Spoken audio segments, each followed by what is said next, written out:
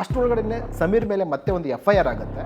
ಅದು ಧರ್ಮಸ್ಥಳ ಪೊಲೀಸ್ ಠಾಣೆ ವಿಷಯ. ಇವಾಗ ಇಷ್ಟೆಲ್ಲ ಆಗ್ತಿರೋದು ಪಕ್ಕದ ಕೇರಳನೋ ಅಥವಾ ಪಕ್ಕದ ತಮಿಳ್ನಾಡು ಅವ್ರುಗಳೆಲ್ಲ ಅಲ್ಲಿ ನ್ಯೂಸ್ ಚಾನಲ್ಗಳು ಪ್ರತಿಯೊಂದು ಸದ್ದು ಮಾಡಿದ್ರೆ ಅವ್ರದ್ದು ಒಂದು ಈ ಕೊಲೆ ಕೇಸಲ್ಲಿ ಏನು ಹೊಸ ವಿಷಯ ಬಿಟ್ಟು ಬೇರೆ ಕಡೆ ಬರಲೇ ಇಲ್ಲ.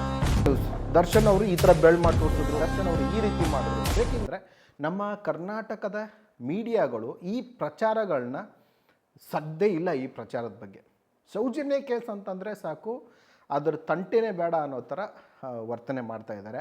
ಆದರೆ ಯೂಟ್ಯೂಬ್ ಚಾನಲ್ಗಳು, ಯೂಟ್ಯೂಬರ್ಸ್ಗಳು ಇದ್ರ ಬಗ್ಗೆ ತುಂಬಾ ಕಾಳಜಿಗಳನ್ನ ತಗೊಂಡು ಆ ಮಗಳು ತಮ್ಮ ಮನೆ ಮಗಳೇ ಅನ್ನೋ ರೀತಿಯಾಗಿ ಪ್ರತಿಯೊಂದು ಕೂಡ ಹೋರಾಟದ ಹೆಜ್ಜೆಯಲ್ಲಿ ಯೂಟ್ಯೂಬರ್ಸ್ ಪಾತ್ರ ತುಂಬಾ ಇದೆ. ಒಂದು ಸೈಡ್ಗೆ QR ಕೋಡ್ ತೋರಿಸ್ತಾ ಇದ್ದೀನಿ ನೋಡಿ.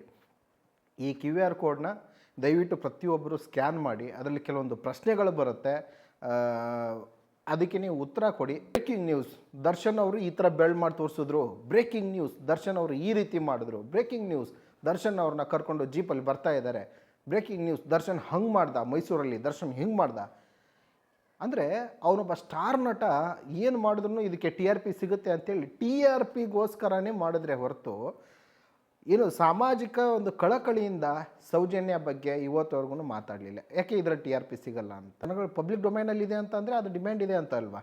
ಎಲ್ಲರೂ ಆ ವಿಷಯದ ಬಗ್ಗೆ ಕಳಿಕಳೆ ಇದೆ ಅಂತ ತಾನೇ ಇರೋದು.